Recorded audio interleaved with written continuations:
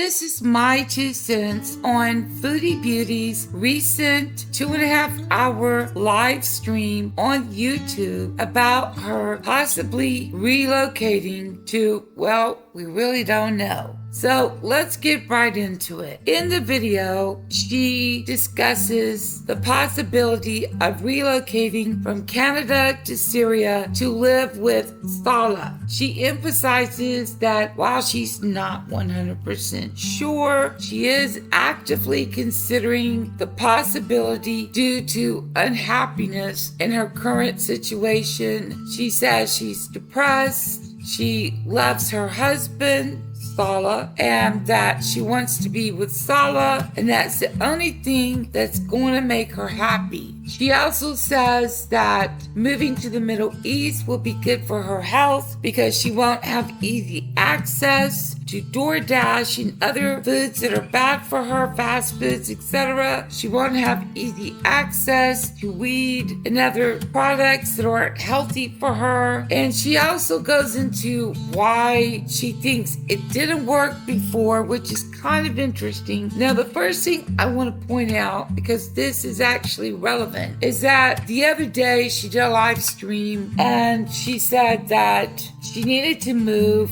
from Ottawa because she felt isolated where she was living. Even though she was next to a great big shopping center and everything was within her reach, she said she needed to be close to her family in Cornwall because she needs people around her, that she feels alone. She feels isolated. But then she contradicts herself in this video by saying that if she moves to Syria, she will have her own place and she'll love it because she'll be alone, she'll be secluded, and she needs to be alone. She needs alone time. That she's very, she didn't use the word agoraphobic, but you draw your own conclusions. That was the feeling I got. Very antisocial and doesn't do well in social environments. My personal opinion is, according to everything I've seen in all her videos, including her retro videos from the past, she's a very sociable person. She is very much an extrovert. However, I think the reason she feels like she's not a social person is because she says she's gained about 50 pounds in this video, but I think from looking at her, it's more like 100. And I think she's very self-conscious about her weight and her appearance. Even back in the retro days, from the past 10 years, even before hijabi days and before wearing a hijab, she was always taking her turtleneck sweater and putting it up to her chin and hiding the triple chins, double chins, playing with the camera angle, using filters excessively, and she still uses filters excessively. So I think on one hand, yes, she is sensitive, which might make her feel like, oh, she's on the spectrum of being an introvert, but the core of her true personality is very much an extrovert. That's just my personal opinion. So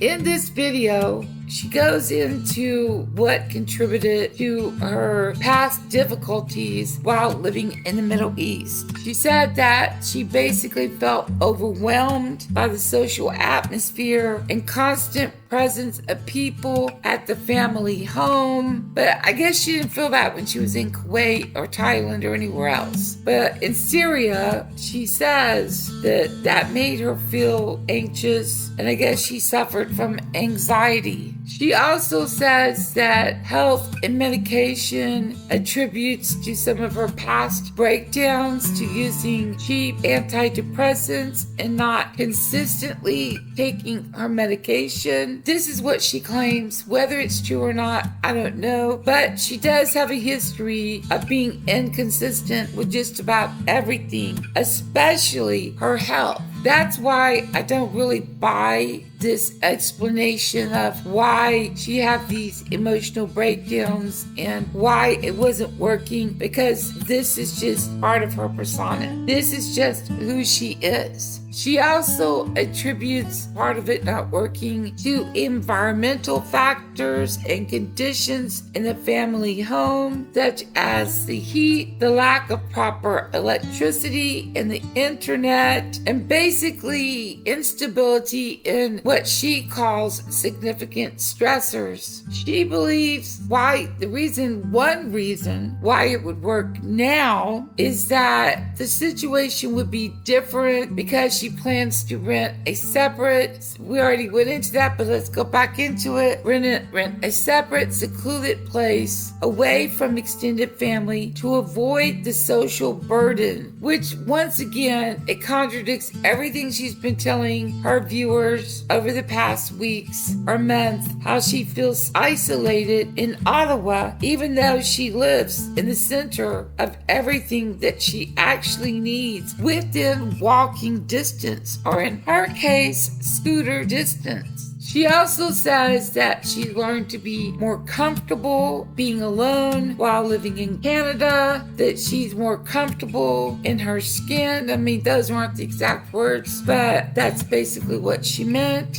She says that she's grown as a person, she's evolved, and she believes also that improved high quality solar energy and upgraded internet systems will resolve the previous electrical and connectivity issues, but stresses that according to Salah, she probably won't be able to do much but so she's going to rely more on YouTube. She also says that the move is a way to escape, which I've already said this earlier, to escape the constant temptation of food delivery apps and substances, hoping for a more natural, organic, simplistic, nomadic, and affordable lifestyle. Now that part actually made me laugh out loud. And it's interesting how she constantly contradicts herself. So it's difficult to believe anything she says anyway. First of all, I never believe anything she says, ever. And even if she were to somehow tell the truth accidentally or even intentionally, I still wouldn't trust her. I wouldn't believe her because of the fact that she's proven herself over the past 10 years to display narcissistic behavior, to display manipulative behavior, and to prove how capable and how easy it is for her to lie and giggle and laugh and think nothing about it, even when she's caught. Just like a few weeks ago, she told a stupid lie about going to take care of the cat when, because it was nighttime, you could see the reflection of her vaping in the window glass. That's just one example. And she's just like, oops, did a little Britney Spears, I did it again. And so yeah, I don't believe her. I really don't. And I mean, who knows what she's like off the camera, but she spent so much time on the camera and she's proven to be consistent in her lying. She's not consistent in anything else, but the one thing she actually is consistent in is manipulation and lying. As I said in the beginning, she initially blamed her own clinginess for the failure of the relationship in Syria. But then later, she describes men in general, including Salah, as being needy and annoying. Just wanted to repeat that because I feel like it's important, because it helps to establish her narrative that this is all an attention grab. She's probably going to end up in Cornwall, but who knows? Maybe she will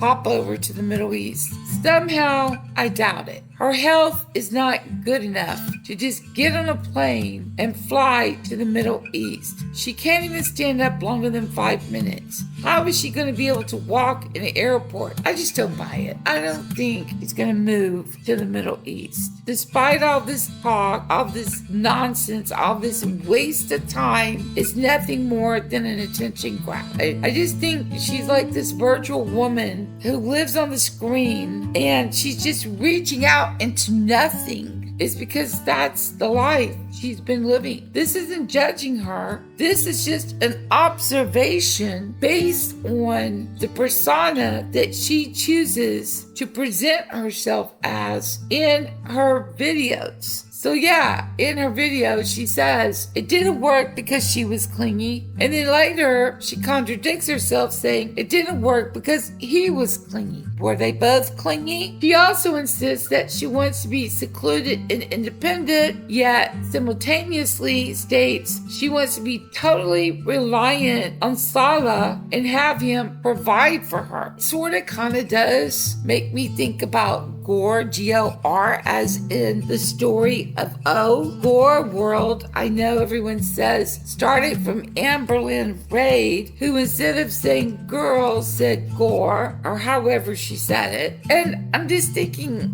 it's so similar to Gore, which is a kind of BDSM society in this French novel called The Story of O. Is that a coincidence or not? Kind of gives me those vibes. She wants to be independent, she wants to be secluded, yet she wants to depend on her master, Salah, which sort of implies is she his sub? I don't know, guys. I'm just thinking all kind of thoughts here because she feels isolated in Ottawa, yet she wants to go and live yet an even more isolated existence. She wants to be independent, yet she wants to be dependent. A lot of contradictions going on. She frequently alternates between framing the move as a concrete plan, discussing logistics like car, cat carriers, and maintaining that she has not made any decision at all. She basically says everything but says nothing. It almost sounds like what politicians do today. Politicians do a lot of yapping without actually saying anything whatsoever. And that's basically what she's done. She's done a lot of talking,